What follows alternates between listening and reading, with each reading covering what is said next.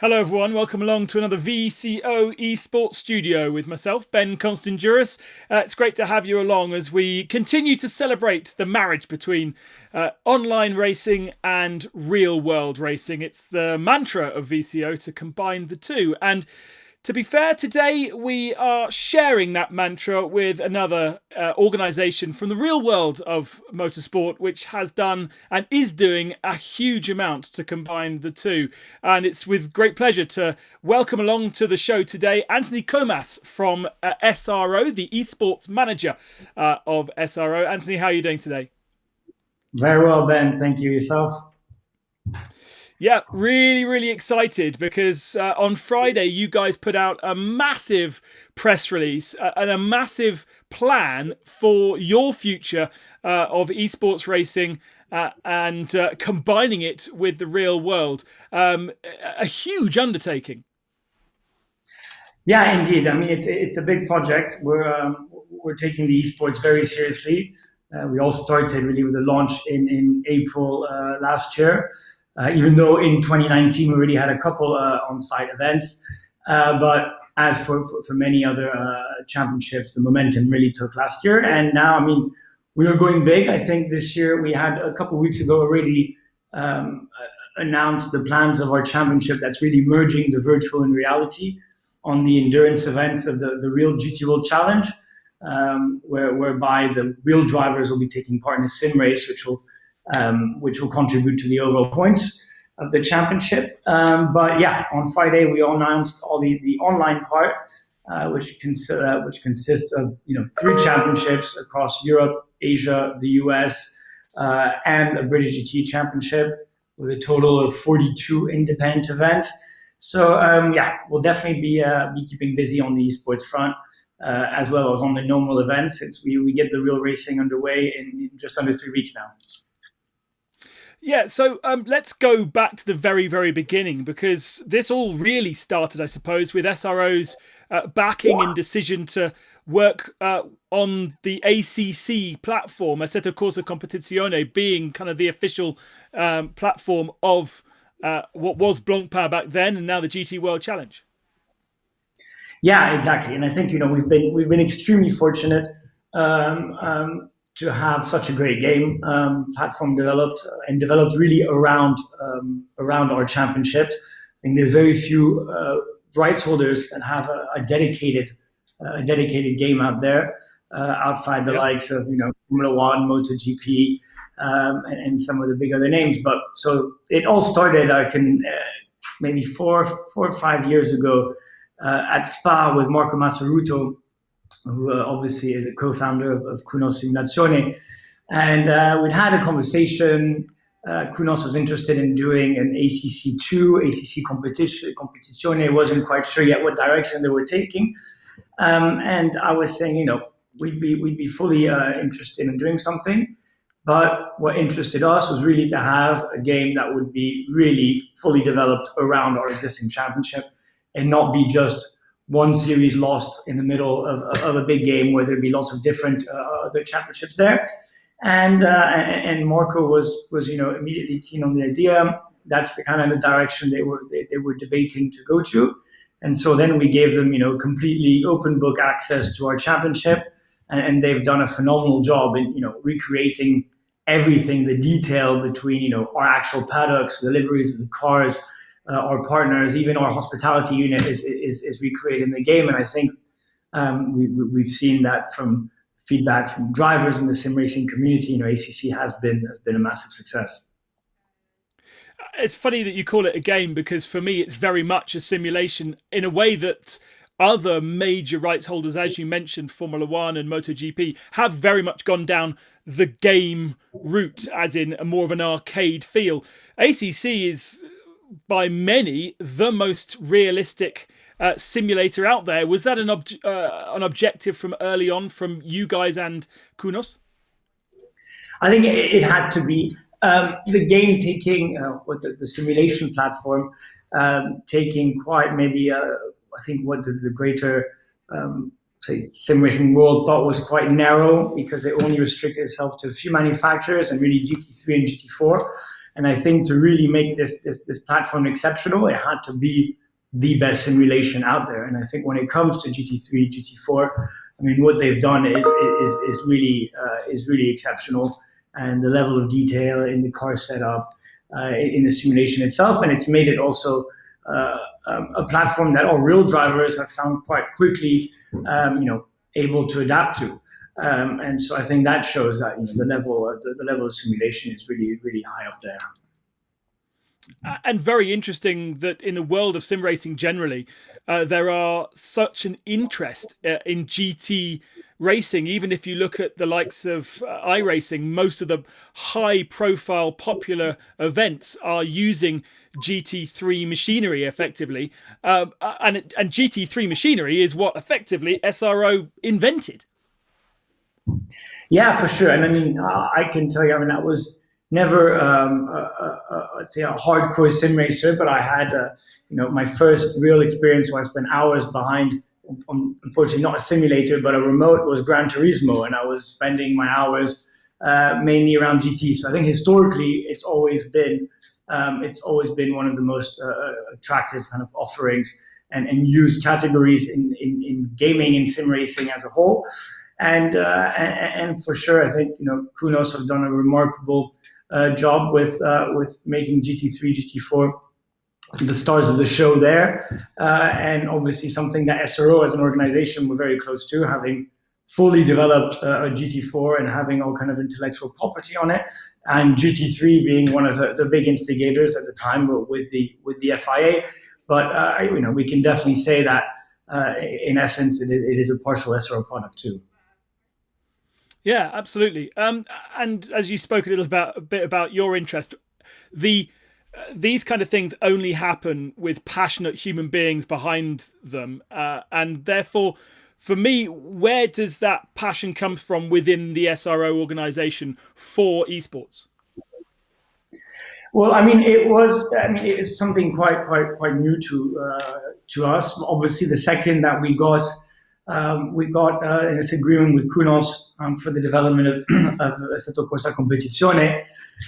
I mean, it was clear from that point that we had a good opportunity from having this game developed around us, this sim platform, and we needed to maximize it. I mean, esports was definitely on the up, and as I said earlier, in cooperation with AK Informatica, who have been a phenomenal partner to us too. We started doing some on-site esports events in 2019 with a launch in Monza, which was, it was a really impressive setup.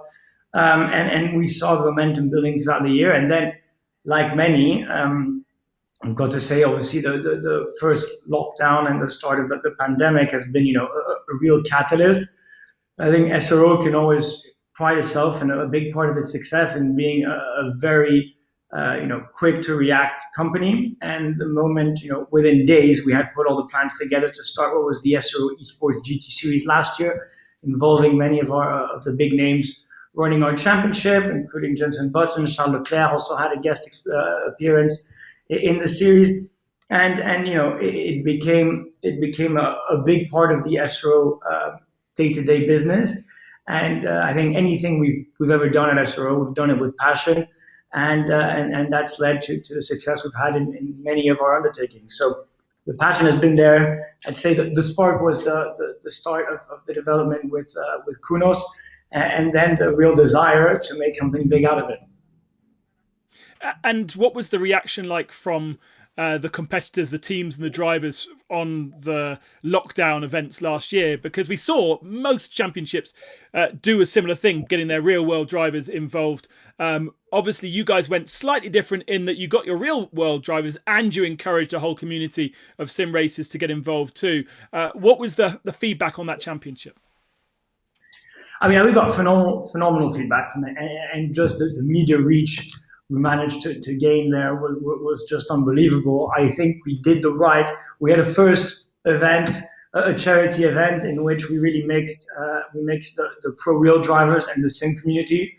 It was a great one-off event, but I think the idea is we have to recognize that sim drivers are racing sims professionally, real drivers are racing cars professionally, and especially at the time there's a really bridge the gap, and it's not going to be fun for the real drivers if they're getting lapped a second and a half quicker a lap than all the sim drivers, and vice versa. The other way around would not be fun. So that's why we really decided to separate both, and to have the real drivers competing amongst themselves and the sim drivers amongst themselves on a level playing field. And I think that's something that's quite important in esports, because it's very, it's very easy to ruin a show with sometimes a few bad apples or people that are really quite off the pace. And when your life is not at risk like it is in a real car, it's easier to lose a bit of attention, and it can quickly make it look a bit gimmicky. So that's something we wanted to really step away from. And yeah, I mean the feedback was great. Manufacturers immediately took it very, very seriously. I was really on the phone every day to almost all manufacturers. As always, VOP is always a question and a big debate. So certainly kept me really busy during the whole lockdown. But all in all, really positive feedback. I think it's encouraged also many of our teams to develop also side esports activities, which I think for them, it'll be a great benefit for the future. And we've managed to kind of hold their hand in developing this from the early stages, and I'm sure they'll benefit long term from developing side businesses like that. Yeah, absolutely. Because now moving on to the 2021 season, one of the first kind of dribbles of information we got about the SRO plans was this idea that you would gain points in the virtual race for your real world championship. How did you get that past all your teams and competitors? So, I mean, it was, it was something, I mean, definitely a big innovation, I think, in the industry. I'm sure that in a couple of years' time, we'll see more and more championships having done something similar.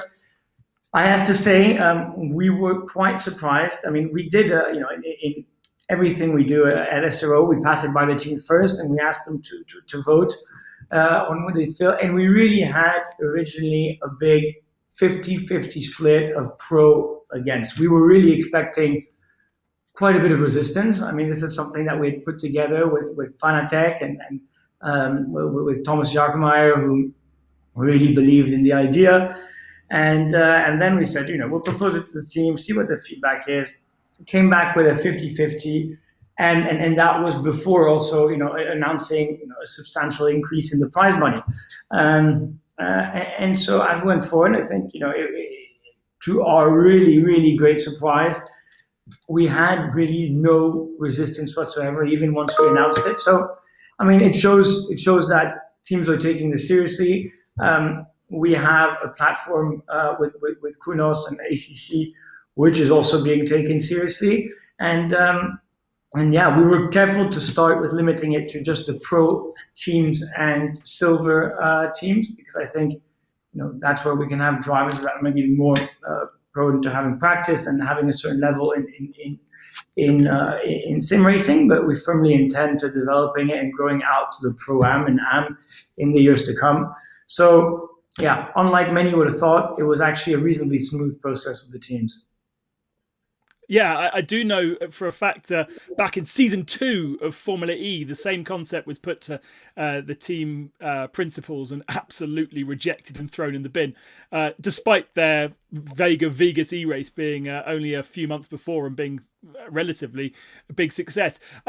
So let's talk about the sort of specifics for that first thing. You're going to have on-site racing at each of the endurance events, if I understand, for those pros. And I noticed a little bit of the subtext, setups will be open.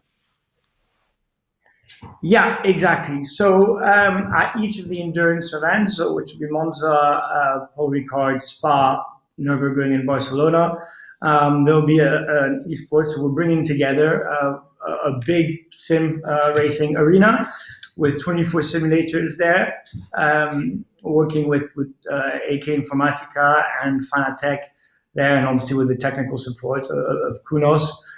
And yeah, the races will be open to the teams entered in the pro categories and silver categories. Each team entered in that category will have to nominate one driver, which will represent the team to score team points overall. And indeed, setup will be open. So there'll be some work to be done. The beauty of it is that we'll have open servers for testing. So don't need, the idea is not to bring on more costs to the teams.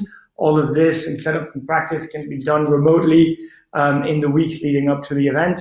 So hopefully it shouldn't need in the teams having to bring special and additional staff to manage the esports. But we thought that, the idea is really to reflect the real life, and leaving the setup open was key there. But you really want the teams to be involved, don't you? Because ultimately, the GT3 racing as a whole is always a team event, and so you're trying to incorporate as much involvement from the teams as well as the drivers. Yeah, absolutely. That's the whole point. And I think with the inclusion of the balance of performance on the real side and then also on the virtual, it really makes. The cars are such at a level playing field. It becomes a real team sport where it's about setup, it's about strategy, it's about driver performance, and that's what we want to replicate here. And we're working on a variety of cool additional features, with also having the engineers linked up with the drivers during the virtual race, with the engineers being in their pit boxes to be able to help drivers on strategy, when to pit, fuel levels, how to. So the idea is really to do as much of an integration as possible, and moving down the line, we'll also be looking at replicating weather conditions as they are on the event in real life. I think we might, for Monza, take the approach of leaving it dry for the first race, and hopefully it'll be the same in the real life. As we all know, that first corner it can be a real challenge, as we've seen in many of our SRO Esports events in the past. Yeah, absolutely. And hopefully it's not snowing in Monza at that time. I'm not sure ACC can deal with the white stuff. But actually, I was in Italy last weekend. It was quite pleasant. So that is the offering for the pro drivers. But I know many of our fans will be desperately wanting to understand a bit more about the offering for the sim drivers, which, as you said already, is huge and massively extensive. Something like 42 different separate races across 5 or 6 different championships. Just kind of go through the highlights of that. Yeah, so we'll have. We've already launched the British GT Esports, which is a combination of real drivers in the GT3 class and the top sim drivers or you can qualify through open qualifying servers on the GT4. I think it's a new format that's worked quite well. And then on the GT World Challenge, we'll really be emulating each continental championship with the GT World Challenge Europe, a separate Asian and American esports championship, in which is really focused for the sim community, which will have 2 different, just like in Europe in the Rio, 1 sprint championship and 1 endurance championship. The sprint one will be purely basically open qualifying servers, really targeted at the individual sim racers, and the top 10 will go through to the next event. And that'll be in Europe. We'll have 10 sprint races, in America 5, and in Asia also 5. We then have the endurance championship, mainly targeting professional esports teams, whereby the teams will then be entering their drivers. So 3 to 4 drivers for the endurance championship, with races going from 3, 6, 10, and a 24-hour race, 24 hours of Spa taking place on the first week of August. So really 2 separate, one really for the individual sim drivers participating in the Sprint Cup, and really team focus endurance championship, which should be quite exciting, and we'll be in the weeks to come announcing a significant prize pool also for each continental championship. And we have the firm intention and looking like we're on track to then have a GT World Challenge, basically world final. At the end, bringing together the best from the US, Europe, and Asia into a global final. And how do you differentiate the different championships? Because, for instance, although I'm based in Europe, I could race in GT World Challenge Asia for real if I travelled over there and raced in it. How do you differentiate the different championships in the virtual world? So, the intention is for the US series to be mainly focused on the US market, and same for Europe and same for Asia. And the way we will be monitoring that is that we cannot actually physically ban someone from competing if he's not physically in that continent, but it'll all be on a minimum ping rate. So anybody that will have that will be within the kind of ping framework we set up will be entitled to compete in the championship, but that in itself will do quite a natural selection that should kind of geo-restrict to the continent where the people are located. But it's mainly on locations and not on passport or nationality. So any European driver that's based in Asia is more than welcome to compete in our Asian Championship. So you don't expect to see the really hardcore sim racers enter all 3 different regions? The intention is for this not to happen. Obviously, we'll be, as I said, putting quite a narrow ping rate window. It would be quite a marathon to enter all 3 because you've got back-to-back races on the same day. So if you're going to be willing to do 2 times 6 hours with the Poli car in the same day, you'll have to be very keen. I wouldn't put it beyond the community, but exactly. I don't suspect we'll be having too many issues there.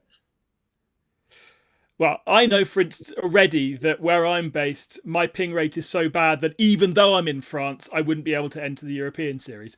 So that counts me and anybody else that's got really bad internet out of the reckoning. But that's important in the world of sim racing to have a good one. I don't know how I get around it. So the World Finals, you mentioned that, and I know there's not that much details out there. Is the plan to have that as an on-site, bringing people together and having a real celebration of sim racing at the end of the year? So, I mean, as you know, plans are something that are difficult to come up with these days. I mean, everything's changing on a weekly basis.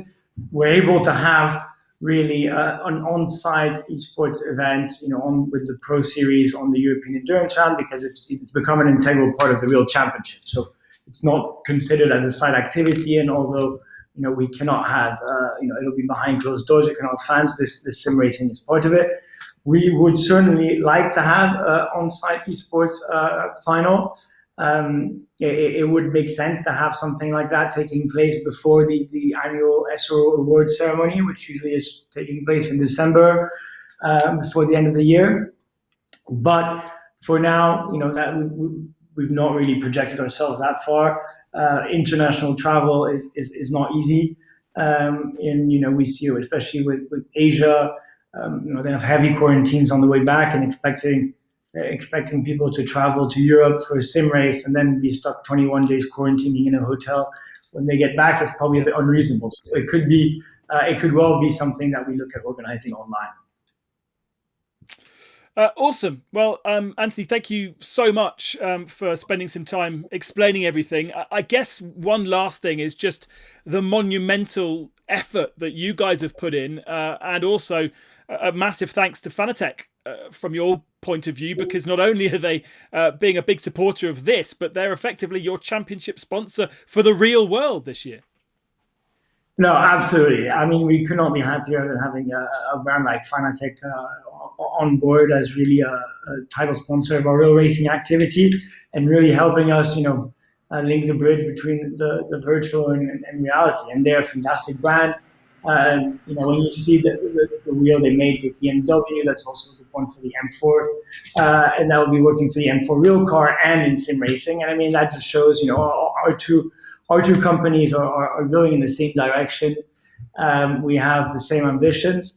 We are in at least a minimum of a 3-year partnership, and the aim is for every year to come back up with something new and something else that's going to be a new innovation. So we've got plans that go beyond just what's happening this year, and I think in an environment that is not the easiest at the moment, to have brands like Fanatec and like AWS as key partners of SRO is phenomenal. It sends the right message. It makes us, a young, dynamic, techie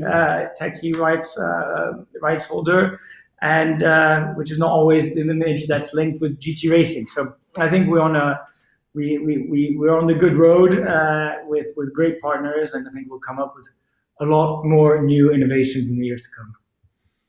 Oh, well, you set the bar incredibly high if you need to try and beat what you're doing this year. So fantastic, super exciting for all of the sim races, both in the real and the virtual world. And thank you from us, from VCO, for making this this plan a reality, Anthony. Well, thank you, Ben, and I'm sure I'll see you at the event or behind the commentary booth on some of our events throughout the year. Fingers crossed. Looking forward to seeing how it all pans out. The VCO Pro Sim Series will be combining their real world and virtual world drivers for the final time this Wednesday. It's the final round of the championship, so make sure you join myself and Lewis McLeod and Samuel Aurora on I think it's 7:30, 8 o'clock CET on Wednesday, where we'll finish off that championship, and we should also, I believe, have a huge announcement for us to make on Wednesday, and following that I think will be more of a deep dive the following week. I'm not entirely sure whether that's happening, but we'll see. And as you know, every week on the VCO Studio Show on Mondays at 8 o'clock we have different guests, both drivers from iRacing, from ACC, championship organisers, sponsors, whatever that tickles your fancy and allows you to understand a little bit more what goes on behind this great industry. It's been Anthony Comas from SRO with me tonight. Thank you very much again for joining me, and until next week, bye bye.